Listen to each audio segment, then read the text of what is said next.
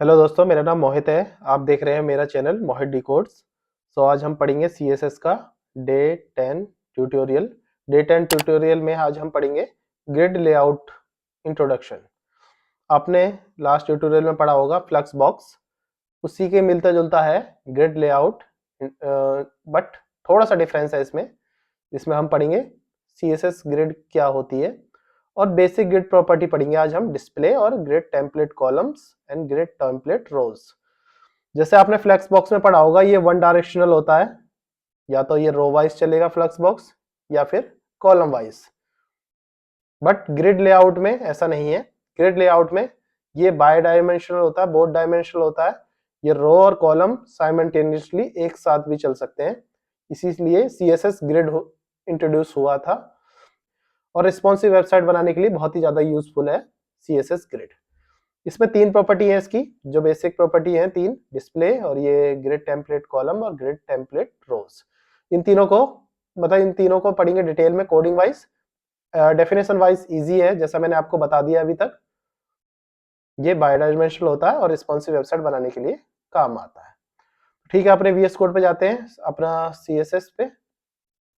VS code पे गए, CSS tutorial notes already open है। इसमें एक न्यू फाइल जनरेट कर लेते हैं। डे आज 10 है, डे 10 डॉट html।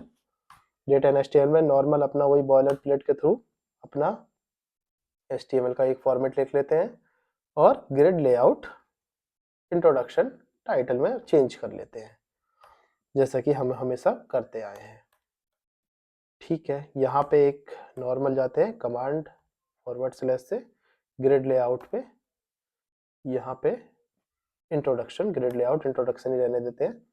और यहाँ पे सिंपल 3-4 चीजें जो मेरे को बना के दे दी है, चीजें जो बना के हमें मिल गई हैं। स्टाइल हटा देते हैं यहाँ से, स्टाइल हटा देते हैं और ये स्टाइलें रहने देते हैं। इतना ही ठीक है अभी के लिए। इतना स्टाइल के चेक करते हैं और अपना कोड देखते हैं कि सारे कोड के डिव हैं। 9 डिव बनाए हैं मैंने, बस बैकग्राउंड कलर दिया है। ये सब चीजें दिख रही हैं कि नहीं दिख रही हैं, बस इतना देखते हैं अभी के लिए। वही सिंपल जैसा करते थे हम, राइट क्लिक करते हैं, open with live server. Live server जैसे हम ओपन करेंगे तो हमें अपने 9 की 9 जितने भी सब आइटम्स थे, डिव के अंदर जो डिव थे, उन सब में सब चीजें दिख रही हैं 1 से लेकर 9 तक। तो मतलब हमारा कोड ठीक चल रहा है। तो सिंपल यहाँ क्लास लिखेंगे और क्लास में क्लास नेम कंटेनर लिख देंगे। अभी क्लास नेम तो कुछ भी दे सकते हैं, वो तो कुछ है नहीं, तो हम सिंपल कंटेनर क्लास नेम दे देते हैं। पर आपको जो मन में अच्छा लगे, जो भी मीनिंगफुल नेम हो, आप उसको वो दे सकते हैं। अभी मैं आपको समझा देता हूँ ग्रिड में डिस्प्ले ग्रिड। डिस्प्ले ग्रिड लिखना बहुत ही ज्यादा जरूरी है, जैसे कि उसमें डिस्प्ले फ्लक्स लिखना जरूरी था। अगर किसी भी कंटेनर को, जैसे कि ये फुल कंटेनर है, किसी भी कंटेनर को अगर इनिशियलाइज करना है तो उसको पता होना चाहिए डिस्प्ले ग्रिड है या डिस्प्ले फ्लक्स है या डिस्प्ले क्या है। फर्स्ट ऑफ ऑल ये आपको पता होना चाहिए। ठीक है, डिस्प्ले ग्रिड लिखना इतना ही ज्यादा इंपॉर्टेंट है। Second, display template columns. Display template column, जैसे कि नाम से पता चल रहा है, ग्रिड के टेम्पलेट के कॉलम को दर्शाता है।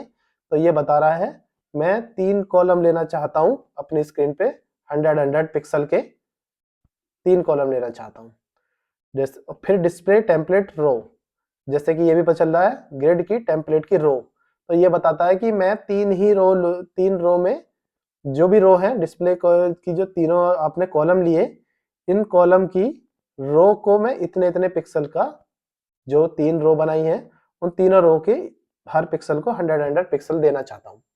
और gap between the columns, between सब आइटम, जितने भी आइटम है डिव के अंदर, उन सब में 10 पिक्सल का चारों तरफ से गैप दे दिया है। ये नॉर्मल बैकग्राउंड कलर है, सिर्फ कंटेनर के लिए, सिर्फ कंटेनर के लिए याद रखना। बाकियों का बैकग्राउंड कलर ऑलरेडी इन पे लगा हुआ है।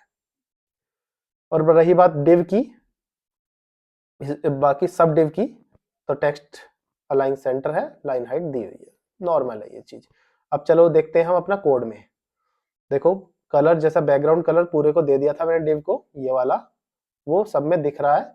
अभी देखें 3 3 और 3, 3 कॉलम 3 रो, जैसा कि हमने यहाँ डिसाइड किया था, ये 3 कॉलम बनाना और 3 रो बनाना है, और तीनों कॉलम और तीनों रो को हमने विड्थ और तीनों रो को हाइट हमने दे दी है। यहाँ से मैं एक कमेंट करता हूँ, एक सब आइटम, तो एक यहाँ से भी हट जाएगा, बाकी यूनिक जैसा भी दिए हुए थे 3 और 3 का पेयर चलते रहेंगे। फॉर एग्जाम्पल एक कॉलम और यहाँ 10 नंबर रख देता हूँ। अब क्या होगा ये देखने की वाली बात है। 3 कॉलम तो था ही, 3 रो के आगे सिंपल वही रूल फॉलो हो जाएगा, पर कॉलम चेंज नहीं होंगे, ये याद रखना। कॉलम फिक्स है, रो की हाइट है, ये रो तो बढ़ती रहेंगी नीचे नीचे, पर ये रो की हाइट 100 पिक्सल उसके नीचे नीचे आती रहेगी, कॉलम 3 ही रहेंगे।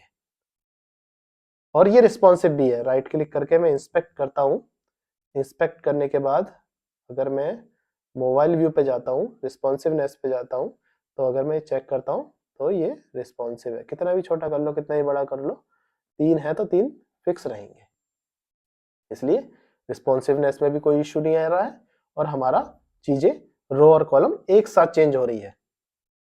जैसे कि मैंने इसमें बताया था, CSS ग्रिड दोनों चीजें एक साथ लगता है। डिस्प्ले हमने ग्रिड देना, डिस्प्ले ग्रिड देना बहुत ही ज्यादा इंपॉर्टेंट है।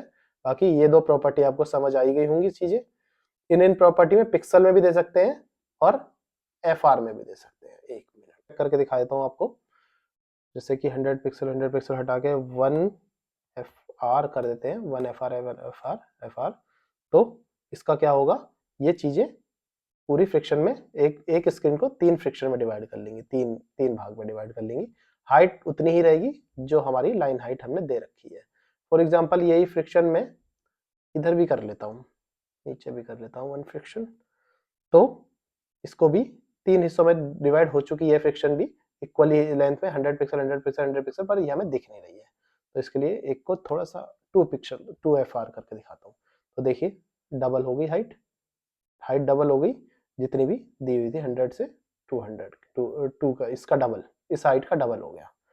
तो ये रो को ऊपर नीचे करने के लिए, और ये कॉलम को वाइड और शॉर्ट करने के लिए, ये हाइट को वाइड और शॉर्ट करने के लिए। ऐसे इसमें परसेंटेज भी यूज कर सकते हैं, जो आप परसेंटेज के हिसाब से भी देख सकते हैं। तो आज आपको ग्रिड समझ आया, टेम्पलेट ग्रिड कॉलम समझ आया, ग्रिड टेम्पलेट कॉलम समझ आया, ग्रिड टेम्पलेट रो समझ आ गया, और ग्रिड भी समझ आ गया, ग्रिड CSS में हम कैसे इंट्रोडक्शन करते हैं। बाकी आप जो CSS लिखें स्टाइलिंग के अंदर लिखें, मैं सिर्फ समय बचाने के लिए और आपको समझाने के लिए स्टाइल यहाँ लिखता हूँ, और कुछ स्टाइल यहाँ लिखता हूँ, जो कि लिखना अच्छी बात नहीं होती है अगर आप बड़े प्रोजेक्ट पर इन फ्यूचर काम करना चाहते हैं तो। चलो ठीक है, आज के लिए बस इतना ही, फिर मिलते हैं नेक्स्ट लेक्चर में नए इसी के एडवांस टॉपिक के साथ। जब तक के लिए थैंक्स फॉर वॉचिंग।